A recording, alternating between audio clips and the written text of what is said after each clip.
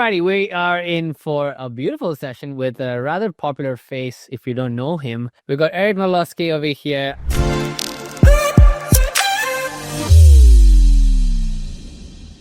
We're sending about like 3 to 4 million cold emails a month now.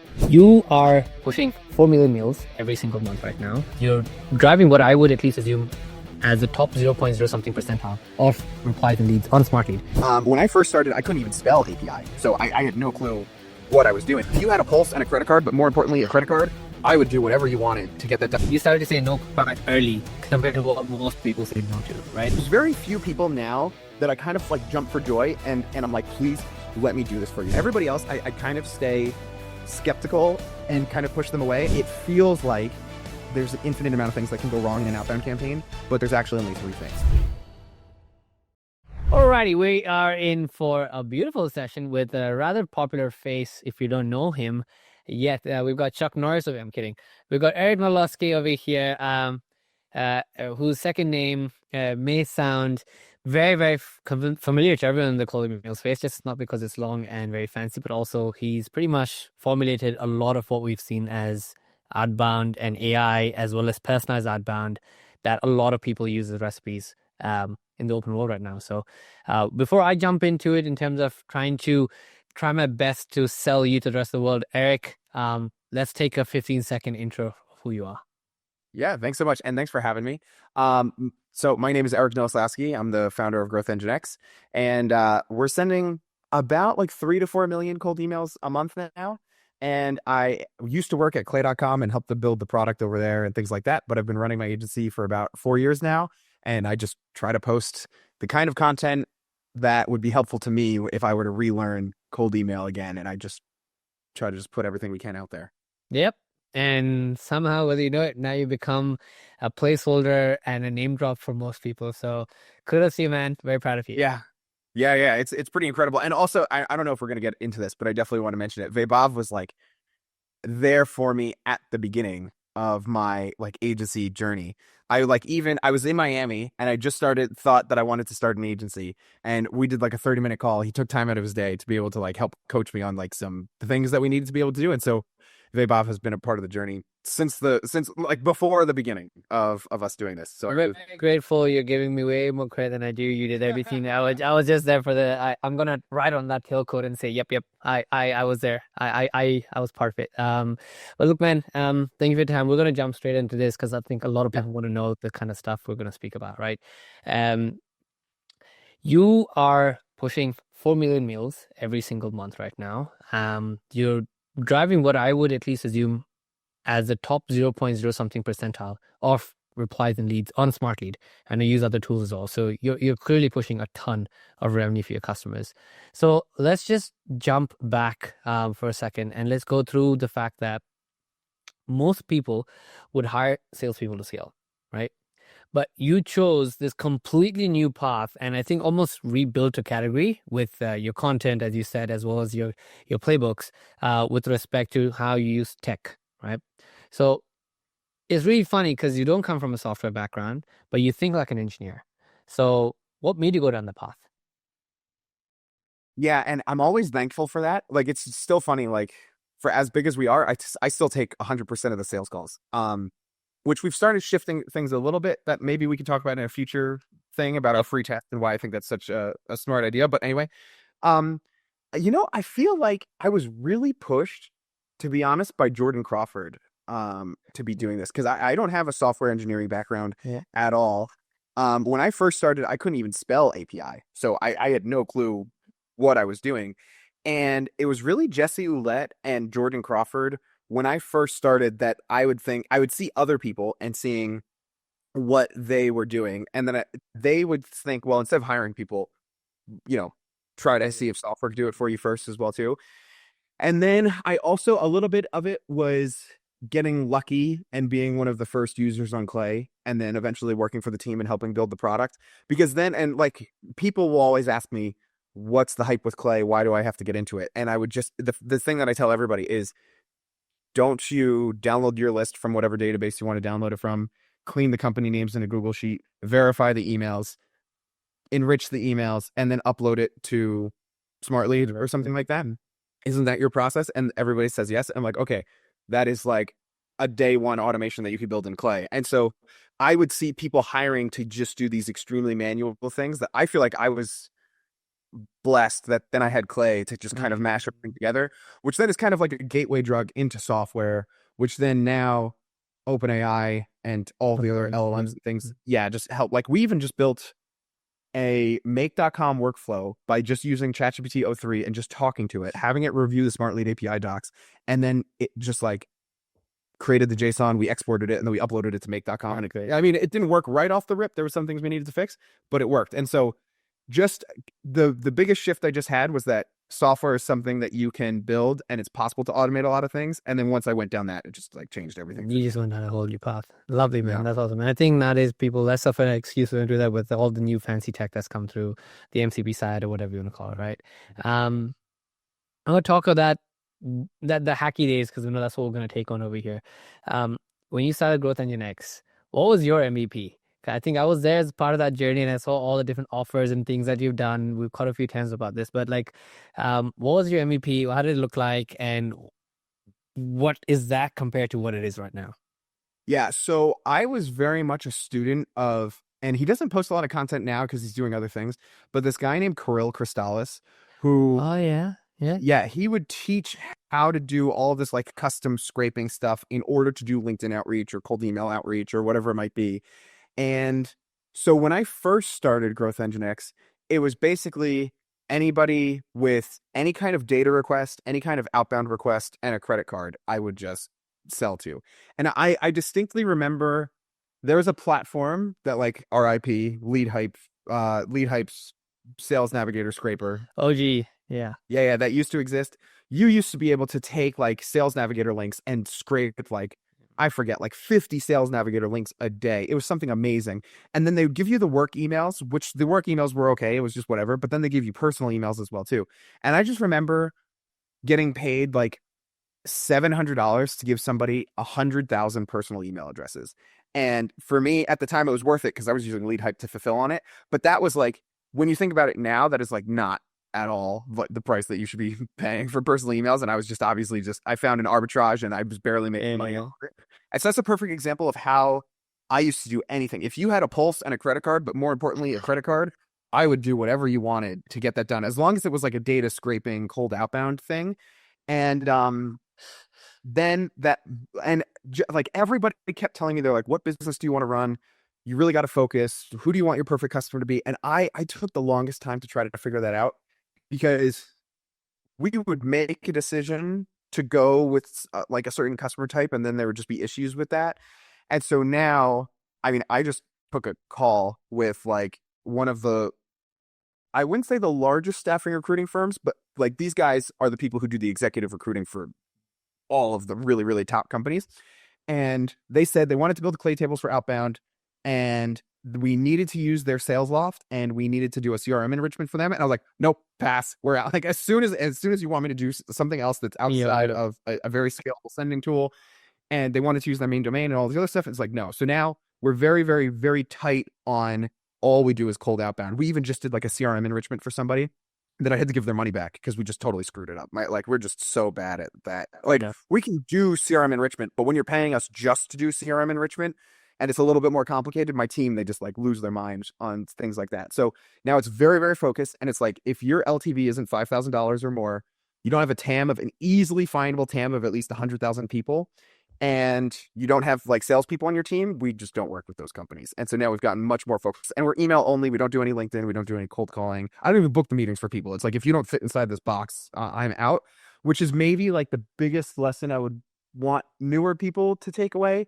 is, in the beginning, I think there were people who were trying to push me in this direction too early.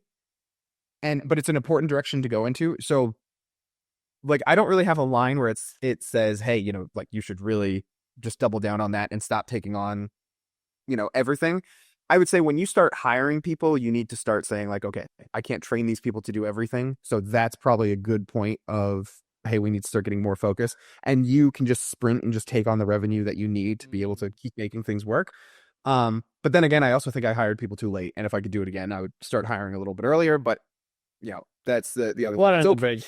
Yeah. yeah, it's okay in the beginning. I would say until like 30K a month, it's okay to kind of just take anything that you can, but then you really got to start getting focused. Yeah, yeah, fair enough. That makes sense. You raised some very good points on that front. One of the key things I think you called out on effectively was number one, a lot of people jump into saying they're going to do the automations, they're going to do that all that themselves, but pulse on a credit card is what I'm going to go with. So you need to be hacky. You need to be able to take on whatever you want. But I think what's really cool that you spoke about, which is you started to say no quite early compared to what most people say no to, right? A lot of people say That's true. yes way later in the journey, and then they realize, oh crap, I'm doing everything, and they screw up. It's not part of the things I wanted to actually ask you, but uh, why do you do that? Is it because saying no means you're in a position where you can actually say no, right? Is it just that you found a bunch of clients very fast and that helped you sort of say no quicker, or it was just one of your strength? You know, you're going to screw up so bad that if you said yes, it would not be worth it. Yeah, and so there's a funny How I Met Your Mother episode that they have, and I'm so bad at this. I'm pretty sure it's Jennifer Lopez, but it could be somebody else. I don't know who it is. Um, there's a cameo in How I Met Your Mother where this girl is talking about the power of no as a woman, Yeah. and it just like immediately attracts all the guys to her because they'll ask her out and then she says no, and it is all this other stuff. And so, oh man, there's so many things. And Enzo, one of our friends who maybe will be on this series as well too, he makes fun of me for this because I basically tell everybody no. Even like the people that we probably should be serving, I still even say, no, I probably don't want to take this. There's very few people now that I kind of like jump for joy and I'm like, please let me do this for you. Like I know we can knock this out of the park for you. Everybody else, I kind of stay skeptical and kind of push them away. And that is obviously partly because of, we have too many leads coming in. Like it's July 15th and we probably have already sold to what we need to sell to like outpace churn again, not even for this month, but like for August as well too. And Nice. so it definitely comes from the plethora of just like leads that we get as well.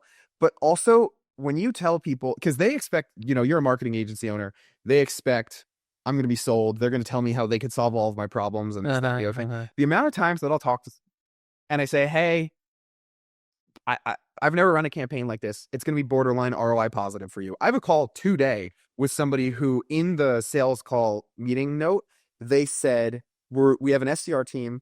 They're sending emails and we're not getting any traction on email.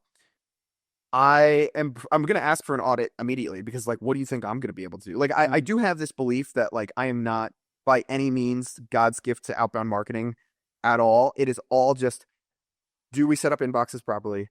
Do we build a lead list that they asked us to? Yeah, we have the clay magic that's going on in between, but that really like, that takes a positive response rate from like 1 in 2,000 to like 1 in 300, but like you got to have a positive response rate first. And then we'll see if it could work. So it's like, okay, if you've been trying email and you have 4 SDRs who are doing this, what do you think I'm going to be able to help with?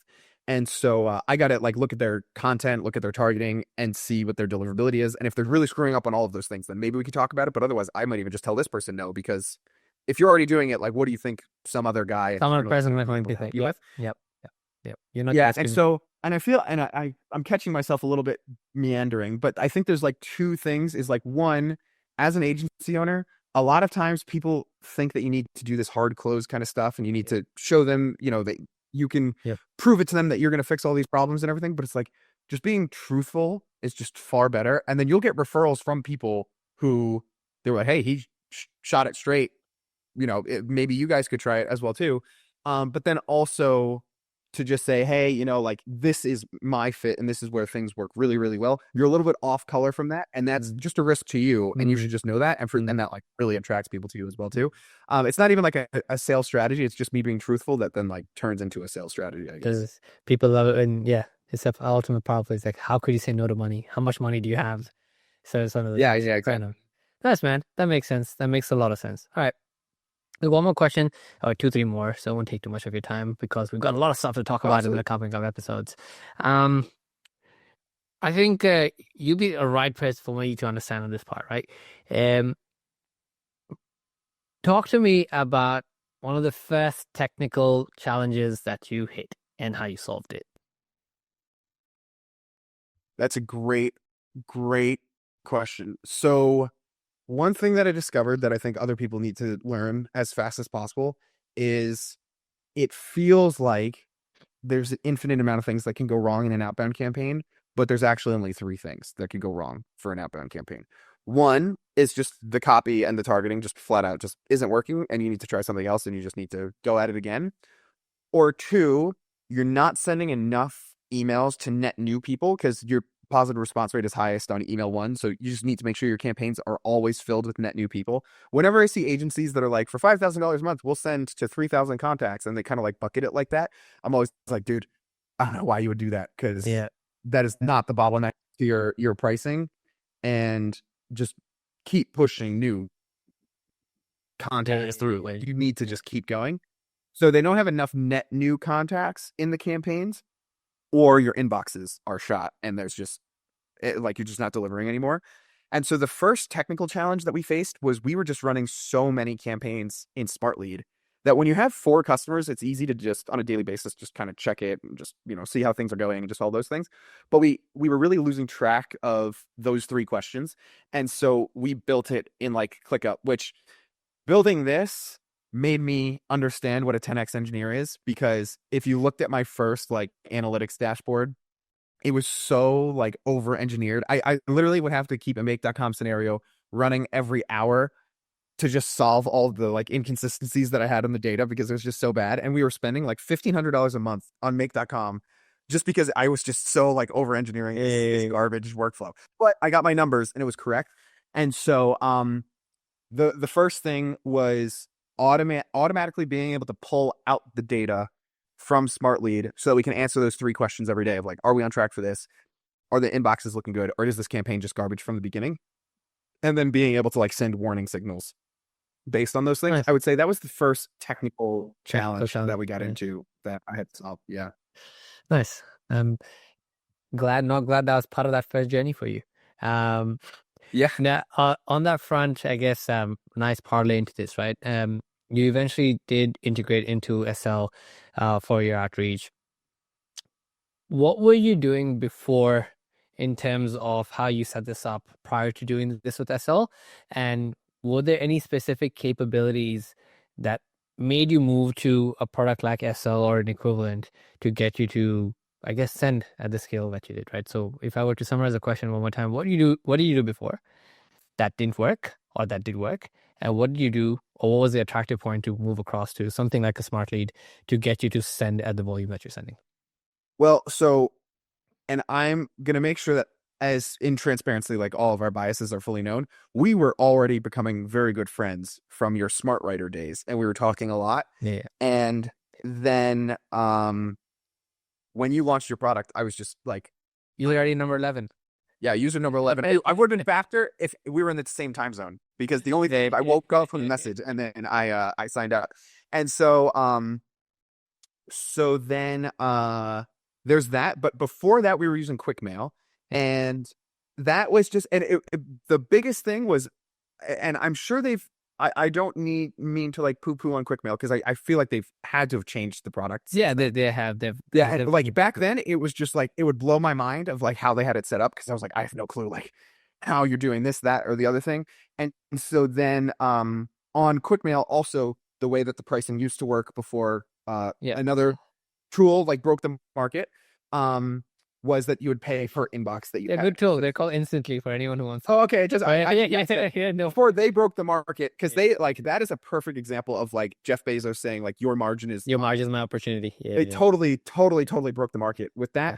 But then every other tool is charging per inbox. Yeah. And so then in Quickmail, we were still kind of doing that. And then you launched your product and they were like, Yeah. yeah. But that being said, like if we're also being transparent, I am like the proud card holder for like 4AppSumo like instantly deals. The biggest thing was in the beginning we were friends, and then I was just like, okay, we're gonna get started here. Nice. Okay. Fair enough. Fair enough. Last two questions, I promise. Um, when people are trying to pick a platform to work with, because there's enough out there, etc., you can put the brand in, you cannot put the brand in, you can say smartly, you can say instantly, it doesn't matter. The whole point of this is to be completely transparent. What are some of the things they need to look out for when they're trying to decide a tool? So I think that essentially, if you're doing just cold email and you don't need any crazy like sales engagement platform or anything like that, you're basically two options are just instantly and smartly. And hopefully you could see like I'm going to be very transparent about this. And so, but I truly believe your only options are those two. And so I usually compare it to people as basically like Android versus iPhone. They have gone in a direction where they are trying to like eat up more of the I always get these things confused, but the horizontal workflow where they're just like eating up your need for other tools, which is a great decision on their part. And then you guys have a lot of things on the API integrations and what you're able to do with the API and just a lot of those things that is I think why the iPhone Android comparison is just such a Of good course, your configuration versus comparison. convention. We use that same example as well. Yeah. And so that's where it's like, okay, if you're new to cold emailing, you're not sure if it's going to work, and you need like just one tool to just kind of get it out of the box, then we go to with Instantly. Yeah, Then on our side, that like and transparency to them, they have improved their API, so like full yeah, of credit course. to them. Yeah, But for the longest time, those API things didn't exist at a very basic level of what we needed to be able to do. And so then we could just pull so much more data and just operate much more fair enough. functionally because of the Smart Lead API. And so I would say if you're like a person who needs a lot of integrations and you need a lot of that stuff, then it's like an obvious choice to go with Smart Lead. And then if you're a very basic user and you kind of need like now you're staring down the barrel of like you got to buy Apollo and you got to Yeah, buy yeah, that makes sense. all these other tools and all this other ancillary stuff, they can be your one-stop shop over Fair there. enough. Fair enough. That's fair. Um, I was actually trying to pick up from the fact that what is there a particular thing people need to look for on a feature set from a particular product, or it really doesn't matter when I'm starting off? Do I just need to look for a tool that helps me set up some automations, does some basic sequencing, and has like XYZ features? Uh, is there anything in particular they need to go down the rabbit hole of and not like sign up for a year-long deal with a product and be like, oh crap, I signed up with someone and doesn't do the thing that I wanted to, like spin tax or whatever it may be. Yeah. Yeah. So, and I would say all of the important features are basically on parity with each other. Cool. So Okay. like, Fair enough. and Fair enough. also yeah. And so like the technology under the hood, I mean, you guys just have to take my word for it, is like mostly the same as well too. Like you're OAuthing into Google accounts and you're sending Yeah. emails. It's not, it's like nobody has like some black box magic on Yeah. the differences. And we have run tests on Instantly and on Smart Lead and gotten the same reply rates. Like, so you're not like, if you ever see on Twitter, people will be like, oh, I got so much better reply rates. Even some of these new competitors, people will say, oh, I'm getting so much better reply rates. Every single person, when I follow up about those people, it like get like a boost from these other guys. And then it just like, it Sidelines. just It's always lines out to, yeah. yeah, to the same thing of everybody else. Yeah. So it's like, everybody has spin tax, everyone has custom variables, everyone has all these things. I would say the biggest feature set that you should just be like looking out for is whatever you want to integrate with, whichever platform you want to use, just make sure that you can integrate the next step of your process with it. And that's like the Makes it biggest thing easier that for you. That's pretty cool. That's a fair take. And I completely agree with you as someone who owns a product. I can yes. just upfront tell you guys this. Um, there's like about a 10% or 15% gap these tools might make for a variety of reasons, but I've been very public about it. 85% is all the same thing, right? It's Yeah, the exactly. better support or the APIs or whatever. That's kind of what you're looking for. But fair play. Last question for you. If you could go back in time and give your early sales rep from the Grant Cardone days one piece of advice, what would it be? So I think I'm going to go back to the hiring people faster. So what my Bob was talking about is when we first met, I was working for a company that was kind of like an ancillary to the Grant Cardone organization. Yeah. And so I was like working in the Grant Cardone office, but not working for their team. But I got to see everything from like my face pressed against the wall, like the boss looking in and everything. And so that's where I got my start. And I was doing everything for the companies that I was working for, which it basically felt like I was running an agency, which then moving to launch an agency was a pretty easy step. The thing I would say is I would try to hire somebody earlier than Mm. I originally did with the same exact process. So I actually hired this guy who like now he just like makes me mad. Like I can't even like my first kind of employee was just like a total failure. And then it just told me like, okay, now I got to go recruit somebody to like really be Mm. on my team. Mm. And so all I did was I just went on Sales Navigator and I looked for people who used to work at some of the big agencies, but then they don't work at those agencies anymore and they just like moved on to work someplace else. So because I'm not advocating that you steal people from Science or Belkins or like any of these large agencies, but I saw I would like use Sales Navigator for like past company being Science. That was who it really was. Past company was Science, but now they're working at some other company in a sales role. And then I just messaged a ton of people and I was just like, hey, we're growing our agency. Do you know anybody who would want to join the team? Obviously, if they want to join the team, They would reach that out to you. Nice. and Nice soft sell. Nice. Okay. yeah. And then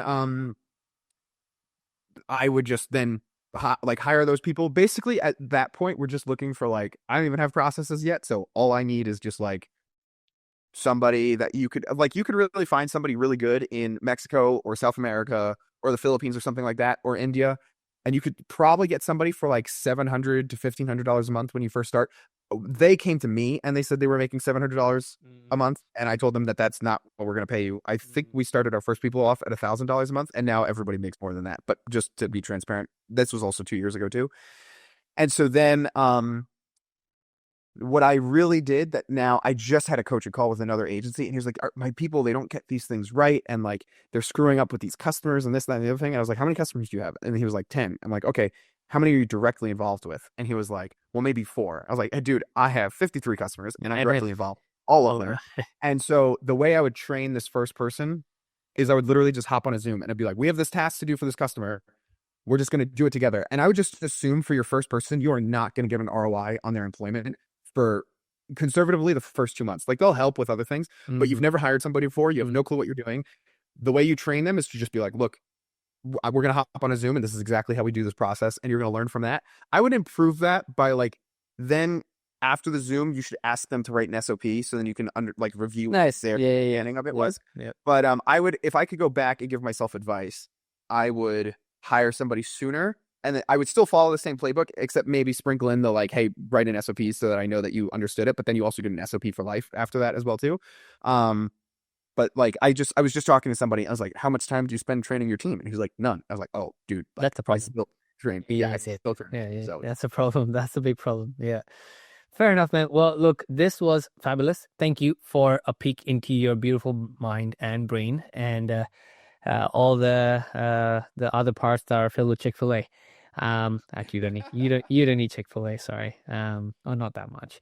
But well, Eric, thank you so much for your time. We're gonna catch up on another episode to go into some more deeper information with respect to how you build your agency, how you scale it up, how you can use Clay in a very, very proactive manner to scale your business up. Let's talk about. We'll just be figuring out how people can be more like you without being you, right? Because I think that's a common thing when people really want to understand how you build what you built and take their own flavor on it. So thank you so much for your time, and we'll see you in the next episode. Cheers, man. Yep. Talk soon.